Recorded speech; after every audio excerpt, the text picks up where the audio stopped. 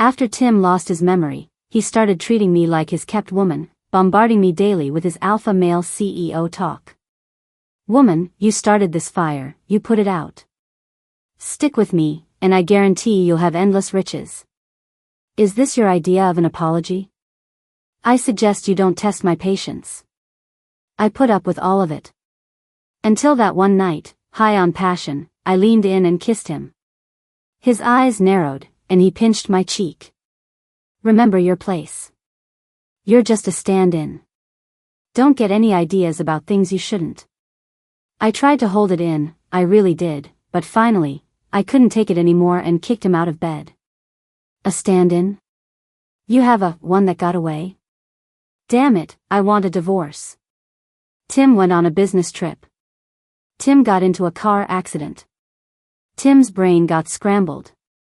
It's hard to believe all this happened in a single day. When assistant called, I didn't realize how serious it was. It wasn't until I rushed to the hospital that I understood the full weight of Tim's brain got scrambled. One moment, he was in a meeting, speaking perfectly normally into his laptop, looking like his usual self. The next, I pushed open the door, he looked up, saw me, and his eyes narrowed.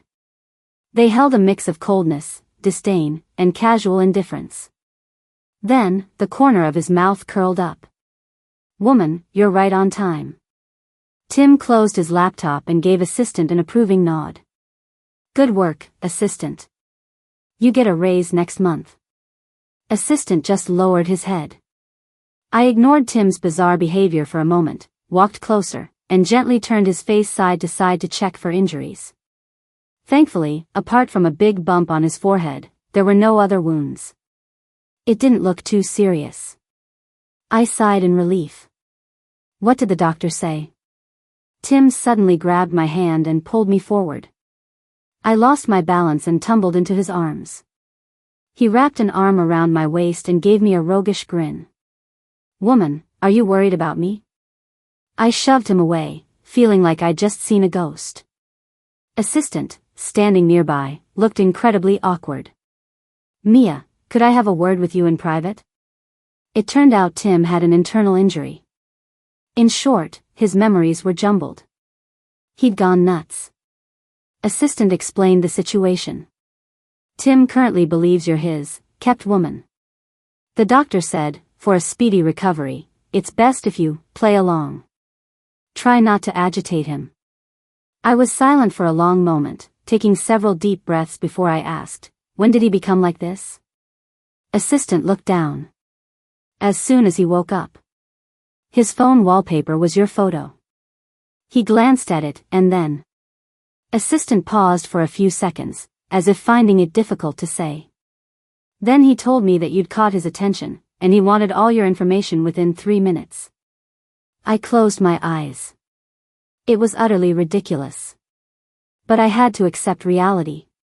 Can he still handle work? Assistant nodded respectfully. Yes, ma'am. Apart from his interactions with you, Tim's other memories and abilities are normal. Good. At least the company wouldn't be affected for now. I felt a little relieved. I turned to look at Tim in the hospital room. He was bent over his laptop, working. His profile was sharp and serious. He really did look completely normal. Damn it. I was even more speechless. I seriously suspected this jerk Tim was doing it on purpose, just to get back at me. Tim and I had a marriage of convenience. Not the kind with messy emotional entanglements, nor the type where my family was going bankrupt and needed a bailout. It was just a sensible match between two well-off families, mutually beneficial. Before this, Tim and I had never even met. So, our feelings for each other developed slowly after we got married. I wouldn't say it was a deep love, but we got along harmoniously. Before Tim, I had a boyfriend in college, but we broke up before graduation.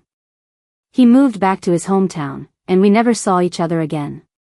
Tim knew about this, it was no big deal. But just 2 days ago, at a college reunion, my ex, whom I hadn't seen in years, suddenly showed up with a bouquet of red roses and confessed his feelings. He said he'd achieved some success, wasn't so insecure anymore, and asked if I could give him another chance. Before I could even refuse, Tim appeared, saying he was there for a business meeting and just happened to run into us. He barely spared my ex a glance, had a couple of drinks, paid the bill, and left. Normally, I would have thought he didn't care. But when I got home, he practically dragged me into the bathroom. He tossed me around until my back was killing me. I'd had a bit to drink, and the steam from the shower made my head fuzzy. I vaguely heard Tim panting and muttering things like unfair, why him, don't look at him, only smile at me. Putting the keywords together, I figured out why Tim was angry. Because he'd never dated anyone before me, he was single until our marriage. So, he felt it was unfair. The psycho.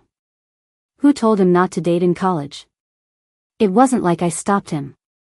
I was already exhausted, but he wouldn't let up. I couldn't take it anymore and slapped him twice.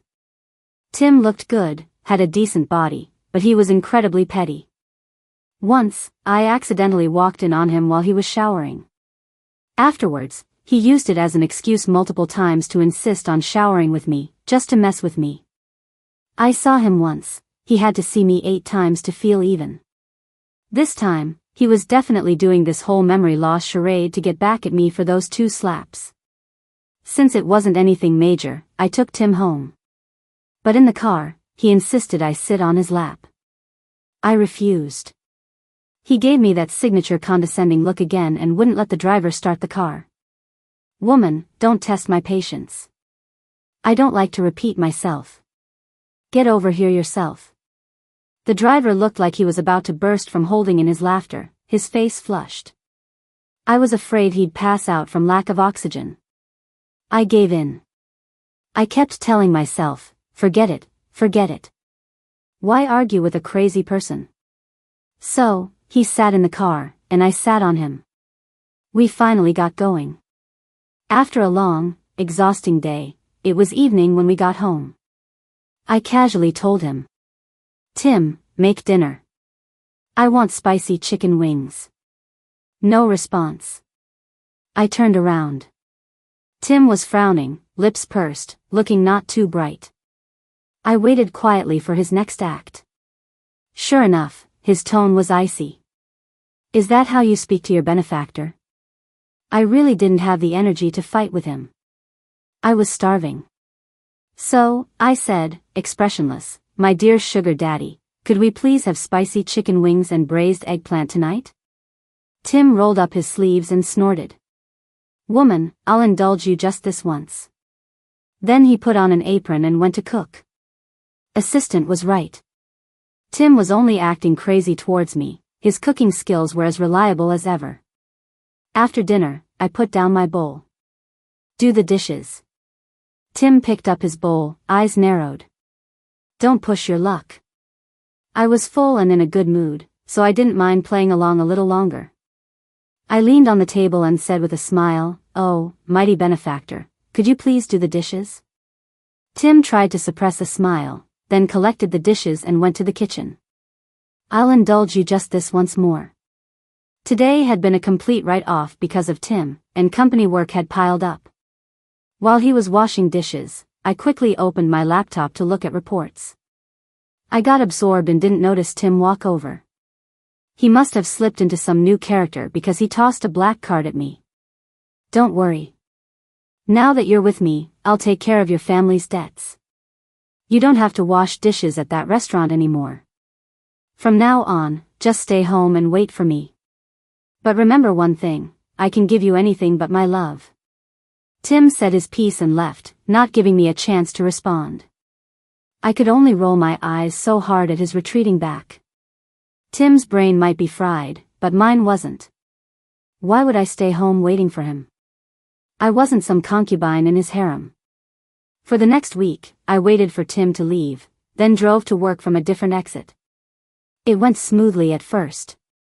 Until one day, I was having lunch with a client and saw Tim walking towards us. His face was terrifyingly dark. You'd think I was out cheating on him and he was there to catch me. Seeing he was about to have an episode, and not wanting to blow the deal with the client, I rushed forward, linked my arm with his, and gave it a little squeeze. Honey, what are you doing here? I'm having lunch with a client. I don't know if my proactive approach temporarily soothed Tim's condition, but he didn't act up. He greeted the client like a normal person, and then we left together. The moment we reached the underground parking lot, I let go of his arm. But Tim yanked me back, pressing me against the car. Assistant, very practiced by now, turned around, walked a few dozen feet away, and put on his headphones. Tim looked me up and down. You were calling me honey just now. Why so quiet all of a sudden? If this is your way of getting my attention, then congratulations, you've succeeded. I really couldn't take it anymore. I glared at him, furious. Tim, are you insane? Just as I was about to push him away, he grabbed my chin and kissed me. I have to say, whether his memory was scrambled or not, Tim was an excellent kisser. We kissed passionately in the deserted underground parking lot, practically a movie scene. When we finally broke apart, Tim's eyes were dark.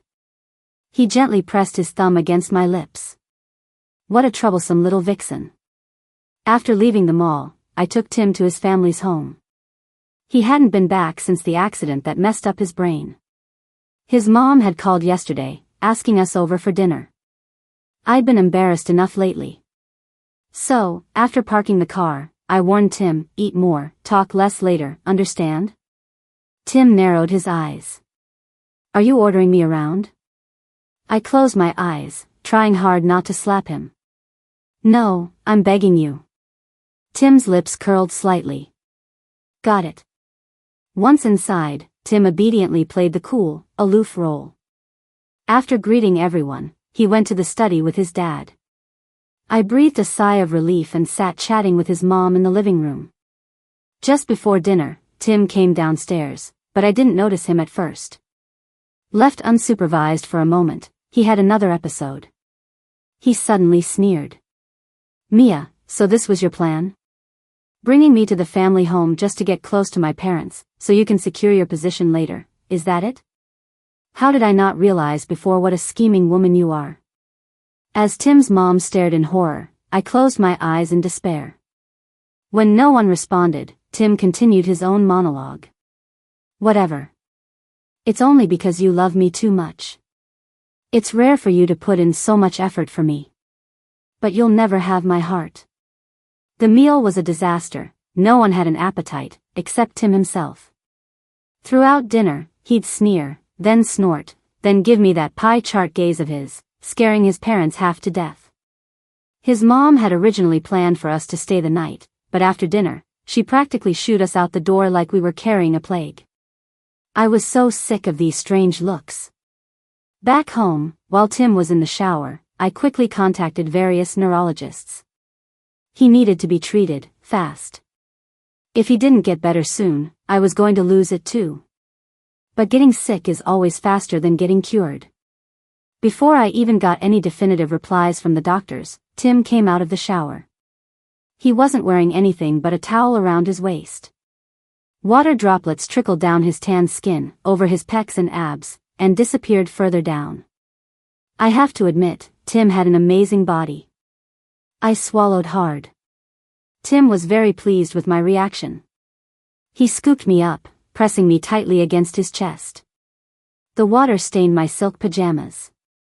Through the thin fabric, both our skins felt scorching hot. Woman, are you satisfied? I clamped my hand over his mouth, stopping whatever he was about to say next. At a moment like this, I really didn't want to kill the mood.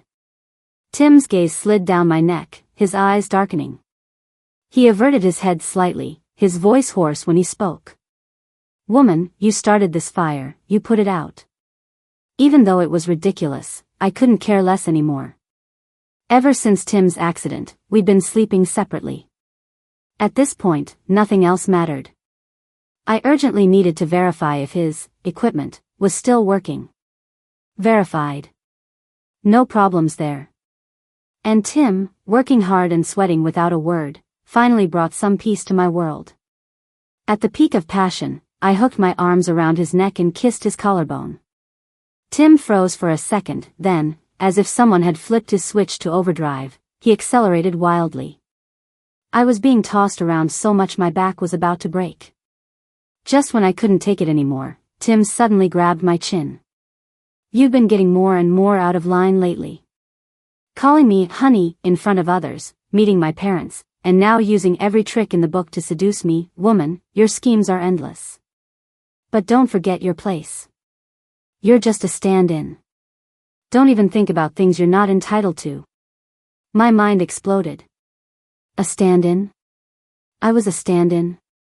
Damn it, the kept woman thing was bad enough, and now I'm a stand-in? I'd truly had enough. I threw Tim off me and kicked him onto the floor. "Say that again? Who's a stand-in? You son of a bitch, you have a real one that got away?" Tim rubbed his butt and got up from the floor, looking at me with a smirk. "Is this a new trick you've learned? Interesting." Looking at his idiotic face, I felt wronged, furious, and completely out of patience. I grabbed the pillows and blankets and threw them all at him. "Go to hell. I'm divorcing you." I moved out of the villa that very night.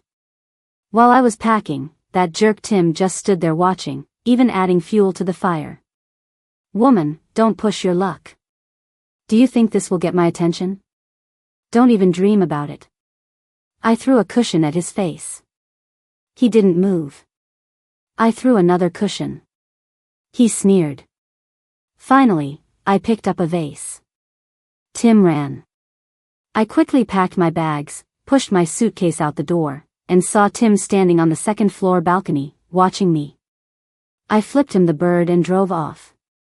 On the way back to my own place, the more I thought about it, the more upset I got.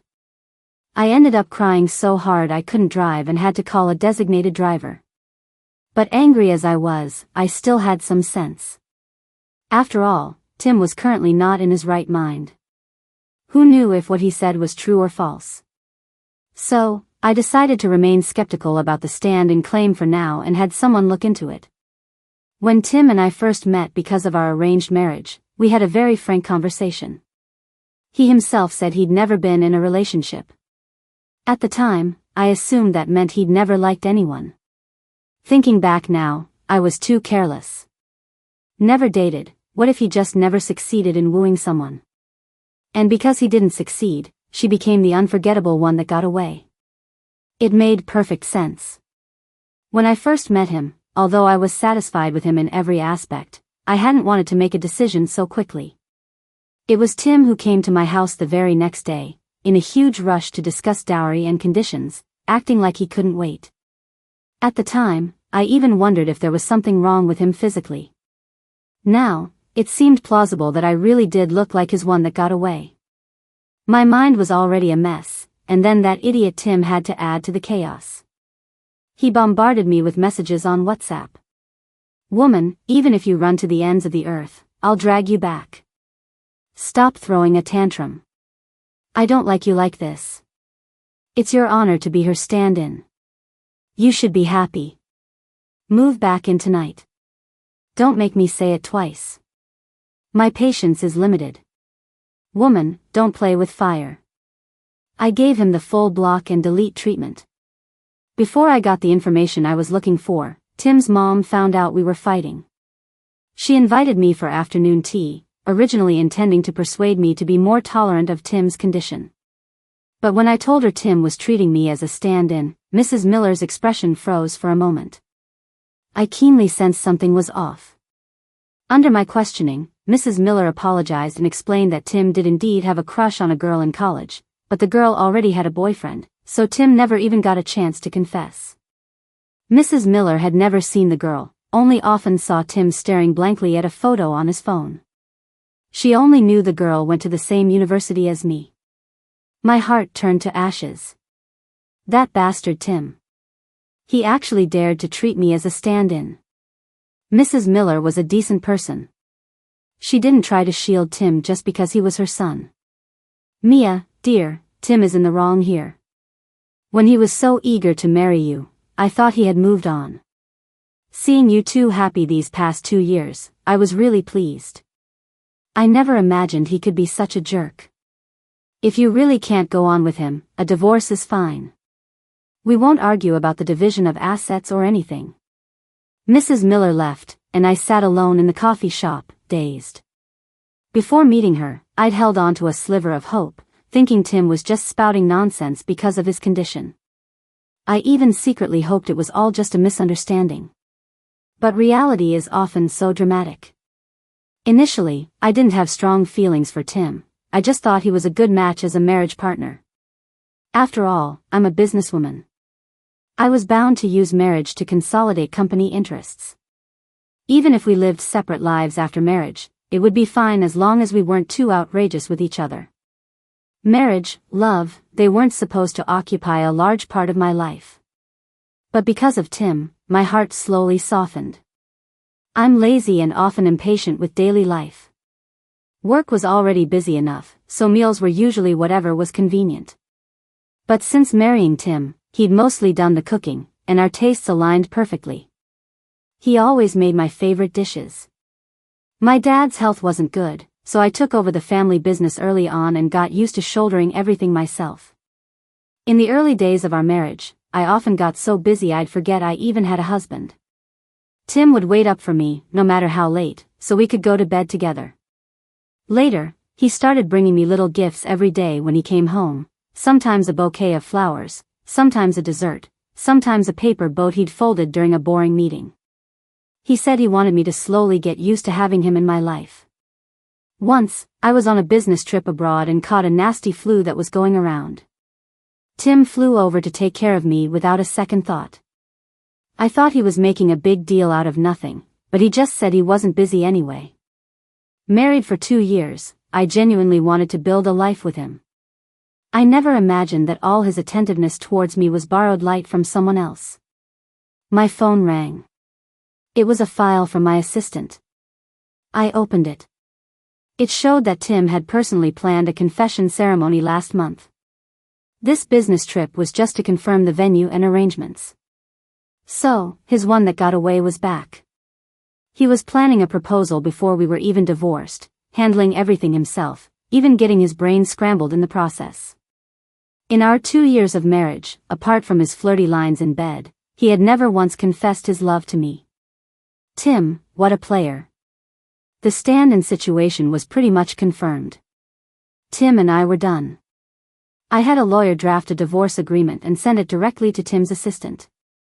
Tim was on a business trip in the UK, checking his phone about 800 times a day. Damn it, that woman still wouldn't back down. Fine. When he got back, he was going to punish her severely. It seemed he'd been spoiling her too much lately. Spoiling her rotten. Tim was scowling through a meeting, oblivious to assistant, whose face had turned beet red. He had just received the divorce papers from Mia's side, but how could he dare show them to his boss? He was just an employee, why did he have to suffer like this? But luckily, fate intervened. 2 British employees in the office got into a fight. As Tim was passing by, a mouse was thrown and hit him on the head. Tim fainted. When he woke up, he was back to normal, but he'd forgotten everything that happened during his amnesia. It wasn't until evening, after Tim finished work and wanted to message Mia, that he noticed a bunch of weird messages in their chat. He thought they were playing some kind of kinky cosplay. He chuckled, sent a message, and saw the red exclamation mark. He tried calling. It wouldn't go through. He checked his phone and found he was blocked on every platform he could use to contact Mia. Tim was completely bewildered. What happened? He just went on a business trip, and it felt like he'd committed some unforgivable sin. He asked assistant. Assistant stammered and showed him the divorce papers. Mia wants to divorce you. Assistant tried to stifle a laugh as he explained. The more Tim heard, the more he wanted to die. Great, just great. He'd single-handedly destroyed his own marriage. The woman he'd longed for years, the one he'd finally managed to marry, and now he'd messed it all up himself. After hearing assistant's account, Tim looked at his WhatsApp chat with Mia and felt his vision go black, then blacker still. Woman, even if you run to the ends of the earth, I'll drag you back. Stop throwing a tantrum. I don't like you like this. It's your honor to be her stand-in. You should be happy. Move back in tonight. Don't make me say it twice. My patience is limited. Woman, don't play with fire. It seemed Mia had been giving him too much face lately for him to dare speak like that. Tim immediately instructed assistant. Reschedule all meetings to online. Book me the earliest flight back. I need to return home immediately. Tim was on a business trip, which gave me the perfect opportunity to move all my things out. I'd left in a hurry last time, only taking essentials.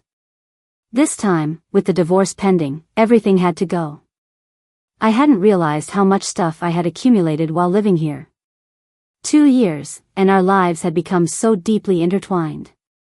I sat in the living room, working, while watching the movers. At 2 p.m., I received a message from assistant saying Tim had been hit on the head with something in the UK and was now back to normal. I turned off my phone. Good that Tim remembered. At least communication would be easier. Once everything was loaded onto the truck, we left the hillside villa.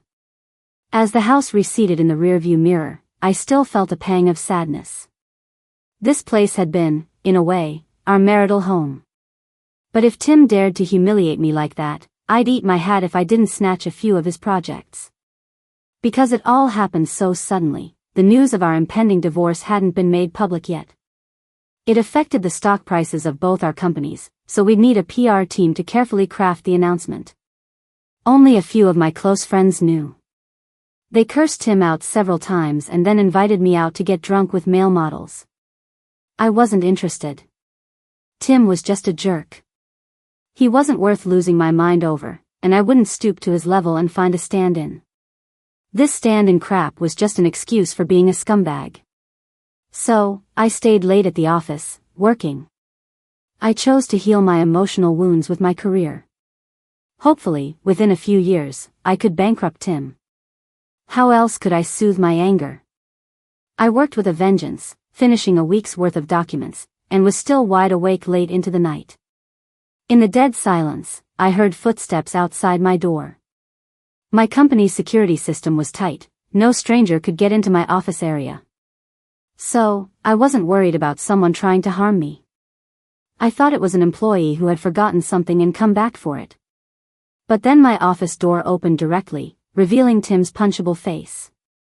I almost instinctively threw the file in my hand at him. Get out.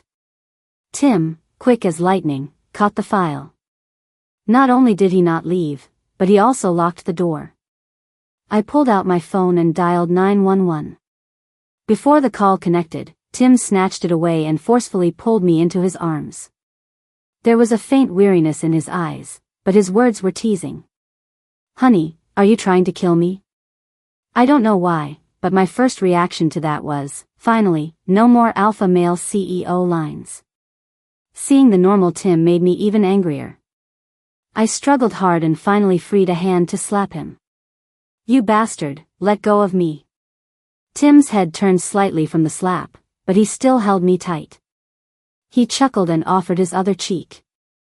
Feeling better, honey? If not, you can hit this side too.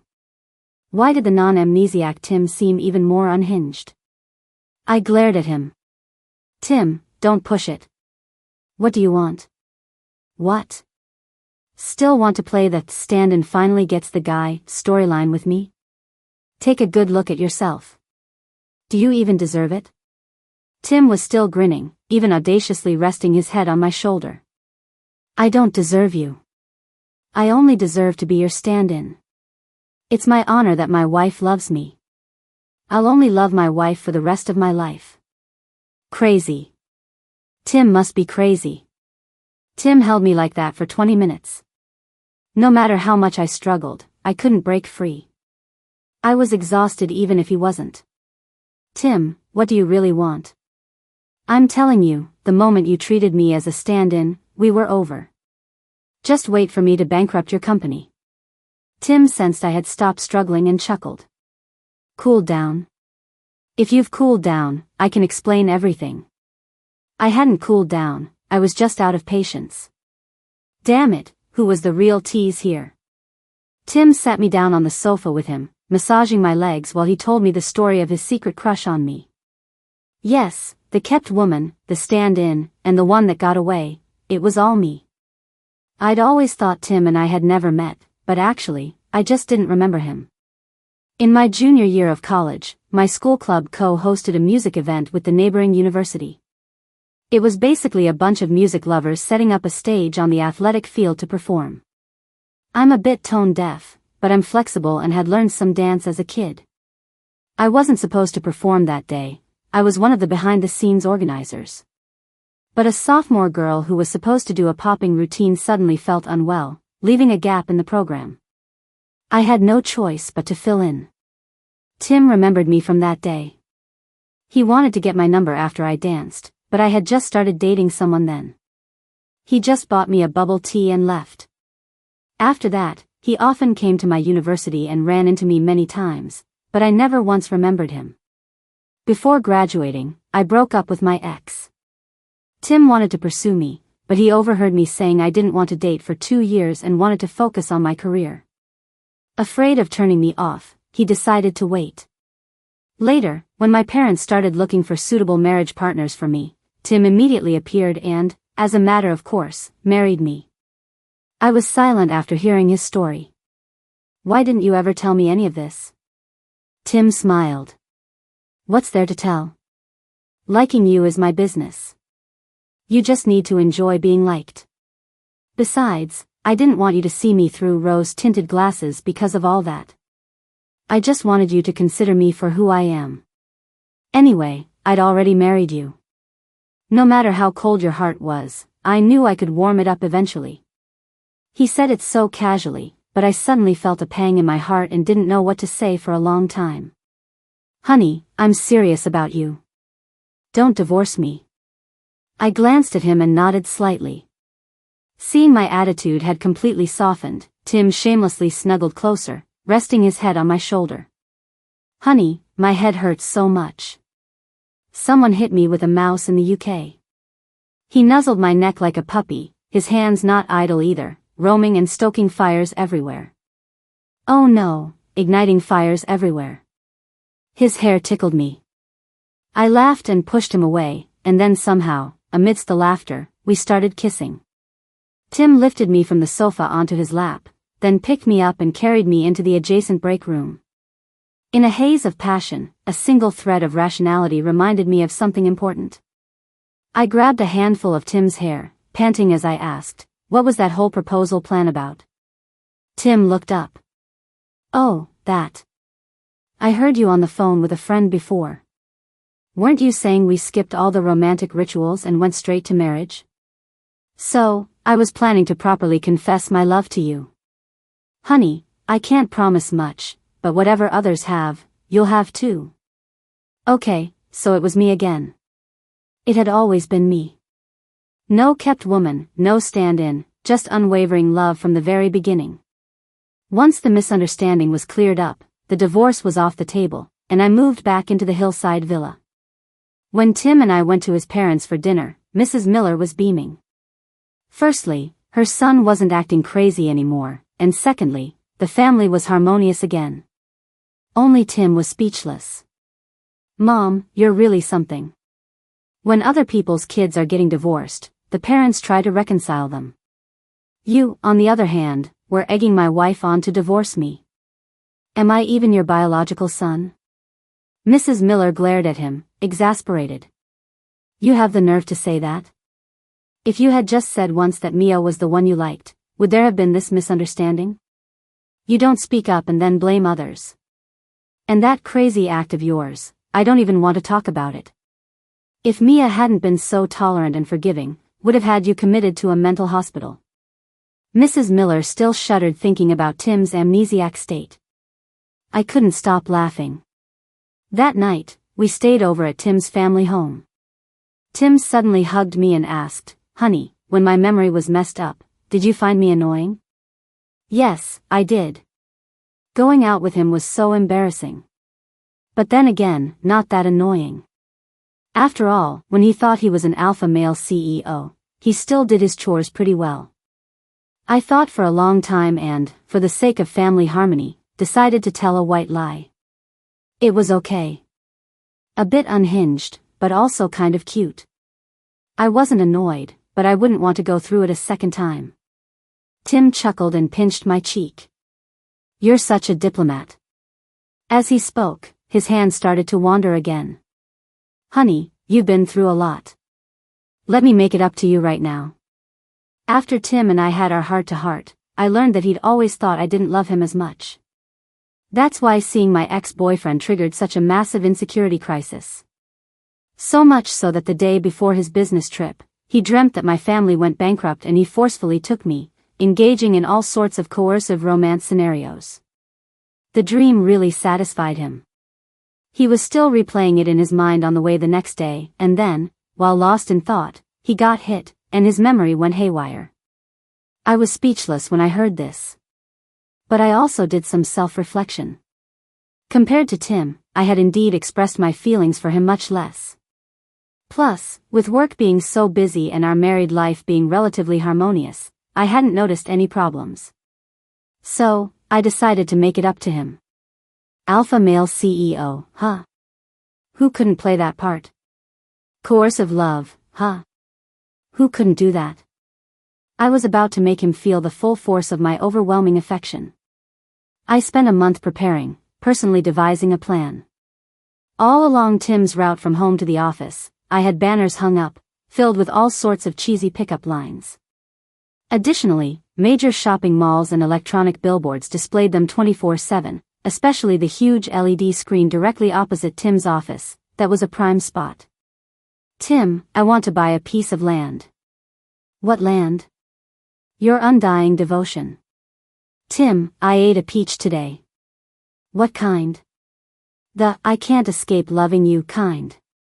Tim, guess where my heart is? On the left? Nope, it's with you. Tim, you're especially annoying today, annoyingly charming and irresistibly watchable. Tim, I've got an addiction lately. What addiction? Being deeply attracted to you. Tim, there are 3 kinds of rulers in the world: straight rulers, set squares, and I love you very much. To make sure Tim knew they were for him, I put his name before every single line, and none of them were repeated. Now the whole city knew I liked him. Coercive enough? Dominating enough? Who else? The day it launched, I had just arrived at the office when I got a call from Tim. He was silent for a long moment, a mix of amusement and speechlessness in his voice. Honey, did you put out a wanted poster for me? I feigned surprise. Why would you think that? This is an alpha male CEO's love. Don't you like it? Tim, I like it. For a whole week, Tim wore a mask to and from work. He finally got to experience what it felt like to have strange looks follow him everywhere. The seasons turned, and another year passed. On our 3rd wedding anniversary, Tim confessed his love to me. Not only had he kept the video of me dancing from the first time he saw me, but he had also secretly taken many videos and photos of me at moments I never knew about. Using this footage, Tim edited a confession video. Through the video, I suddenly realized that Tim and I had already spent over 1,000 days together. In these times, there were peaceful moments, passionate ones, and arguments, but mostly, there was harmony. We will spend even more time together in the future, just like this, walking hand in hand.